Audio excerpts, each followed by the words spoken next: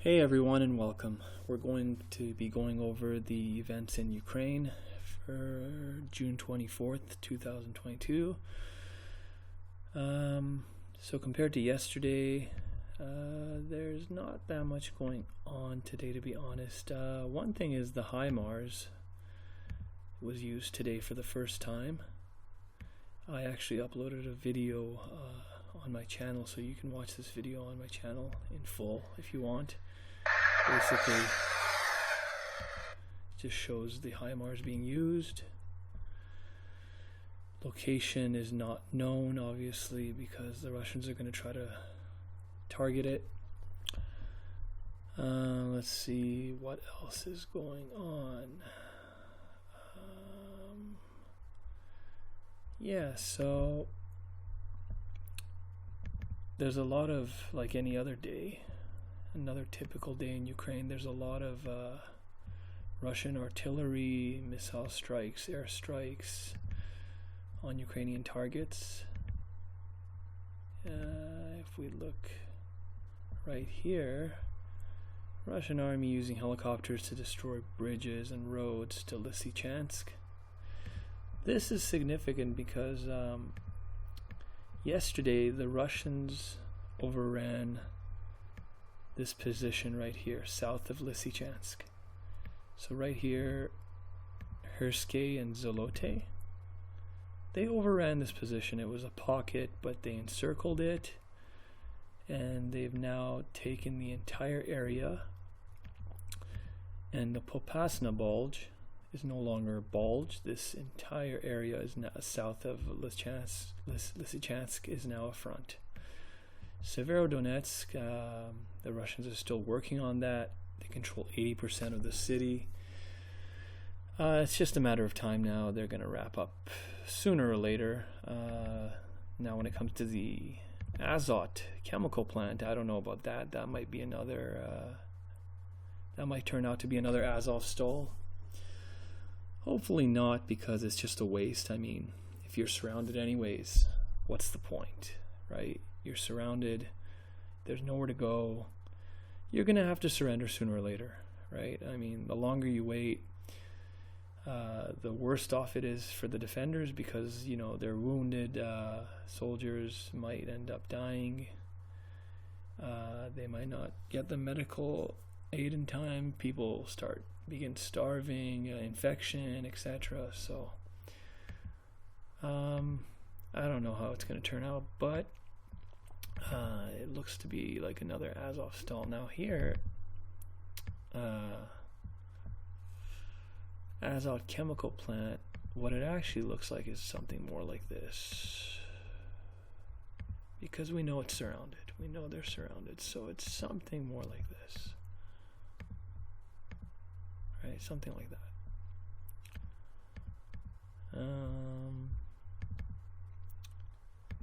So this area right here, Zolte-Hirske, some are saying that it's already been taken, and you know that it hasn't been confirmed or geolocated yet.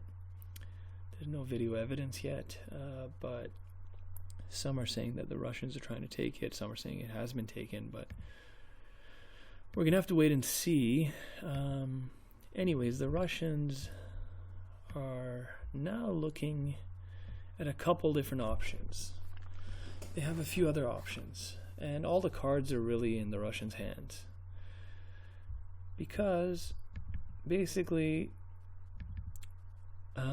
they can go on a full frontal assault of Lysychansk, right? So they can just go straight up north, go straight up the P66, and go on a full frontal assault. And this right here, this post, this might imply that the Russians are trying to destroy all the bridges and roads to Lysychansk. If this is true, then that would mean that they want to besiege the city and they don't want reinforcements flooding into the city. So that's one thing, but I don't know if that's their best option. if the Russians should actually besiege Lysychansk. Because, well, here's the thing, Lysychansk and Severodonetsk are the last regions out of the Luhansk People's Republic, the last regions claimed by the Luhansk People's Republic that are not under their control.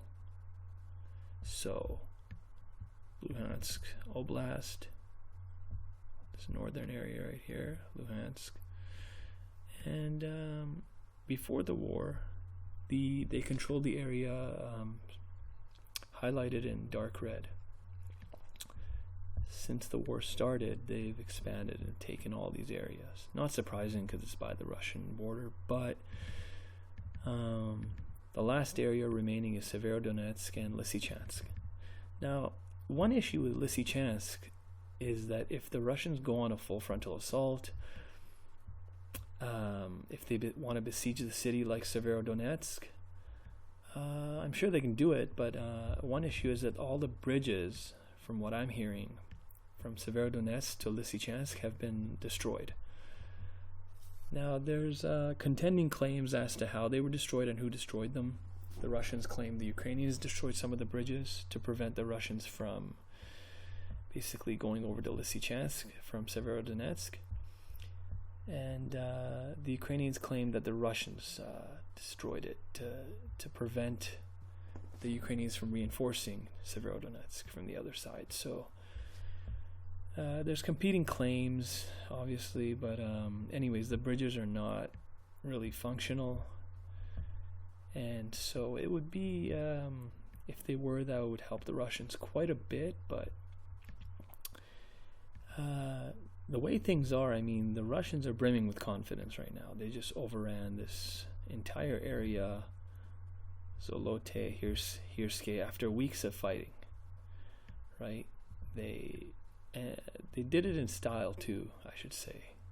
I'm not picking sides, but they enveloped the enemy. They surrounded the enemy, pressured them, forced them out, right? The Ukrainians are obviously going to say that their narrative out of their high command is something like, they're saying that they had to withdraw to a more defensible position and that they had to withdraw to defend Bakhmut, which is here, right here, to the west.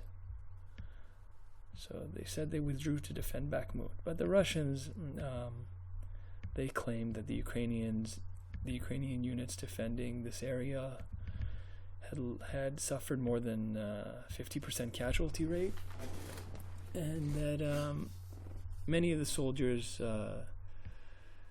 they didn't follow orders and they just withdrew regardless of their orders. So there was a mutiny, the Russians claim. But anyways, back to the topic at hand. So Lysychansk, yeah, the Russians can go on a full frontal assault, but there's just one issue, a few issues with this. So Lysychansk, if they go for it, there's a rubber factory right here, and this is going to be a stronghold for the Ukrainians because all these Soviet-era factories, industrial areas, they're very sturdy, very well built. They're solid concrete. They have underground facilities. So they're basically more or less like fortresses, right? So there's a rubber plant right there. The Ukrainians could hold out there just like they are at Azot.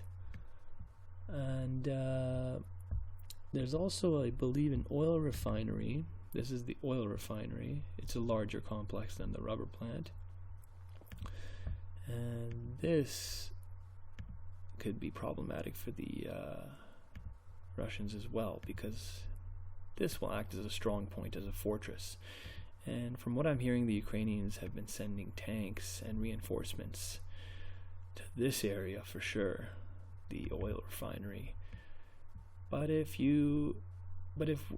what we hear is true, that the Russians have taken or are on the verge of taking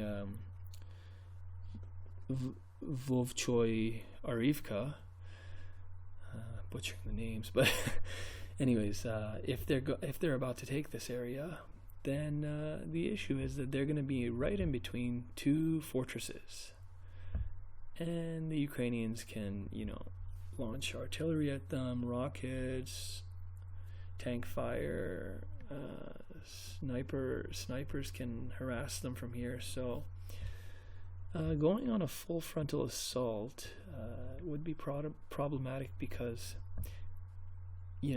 the Ukrainians could hold out at these industrial areas for one thing, and they would have to go in between two industrial areas, the rubber plant and the oil refinery.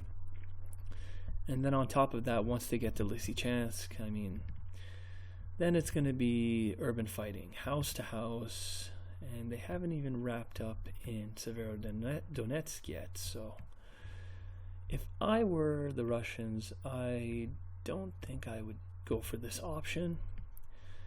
I would just regroup and reinforce the positions right here.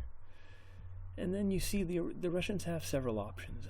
They can go for Seversk, right? They can go for Seversk. And obviously the Ukrainians have strong entrenchments all along this front line. But, you look at it, 16 kilometers or 10 miles. And if the Russians are able to take Seversk, in a day or a few days or whatever it takes, if they're able to take Seversk or get to Seversk or near Seversk, then they bypass all the urban fighting here at Lysychansk. They bypass having to deal with these fortresses, industrial areas, and basically the Ukrainians will again be at risk of envelopment, right? Because this gap right here is going to get smaller and smaller. It's going to narrow, and then the Ukrainians, just like what happened at Zolote, there's going to be panic spreading among the troops, and they're going to want to get out of there, right? They're going to want to. No one wants to be encircled, right? It's a death trap. So the Russians can bypass all of that if they can take Seversk. And yesterday, I showed you a screenshot from a video purportedly from Seversk area, where the Ukrainian troops, they seem very demoralized. They seem like they're on the verge of giving up. They're basically saying that they were supposed to get new troops to take their place in a rotation, and if there is no rotation, then they will no longer follow orders. So if what we saw in that video is true, then the situation at Seversk is not very good for the Ukrainians, and it might be a lot easier for the Russians to go for that option, right? On the other hand, they could also boost their troop numbers, regroup, and then another option is to go for Bakhmut. Right, if you see Bakhmut, they're just a few kilometers away from Bakhmut, so realistically they can, that's another option, to swing to Bakhmut, forget about going north. Just go for Bakhmut, and they don't even have to take the town or city of Bakhmut necessarily. If they can just get to this road right here, the M103, right? Get to the M103, go up Bakhmut from the south here, past Krasnohora. Meanwhile, I know that the Russians have been reinforcing their position here at Izium, and they've also made headway here at Liman. So basically they could send troops from Izium south, right? And then troops from Bakhmut north, just up this road and down this road, right? So with the goal of this could be another encirclement, right? This will be a larger encirclement if they're able to do that. So that's another option, and it's a viable option because, again, they've been reinforcing their position at Izium, sending T-80 tanks, reinforcements, but they haven't done anything, so it makes you wonder if they're going to go for that option, which they very well could. So yeah, it's either going to come down to Lysychansk, Zolte-Hirske, or going towards Sloviansk on the M103. So those are pretty much their options.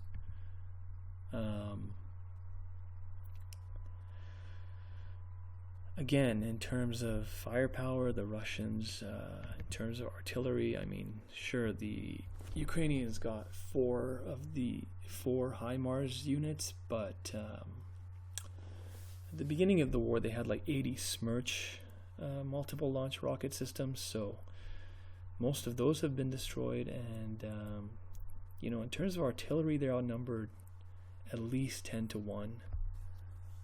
Some places 20 to 1. We heard this narrative like a week or so ago, so by now it might be much worse. One thing is for sure, for every time we hear about the Ukrainians firing a shot, I mean, look, for every symbol of the Ukrainians firing, rockets or whatever, there's like so many more. I mean, the disparity in firepower is mind-boggling. It's, unbelievable how unfair it is. But war is not fair, right? So it just is what it is. So, yeah, guys, that's about it. Thank you for listening. And please like and subscribe and comment below. Thank you, and goodbye. Have a nice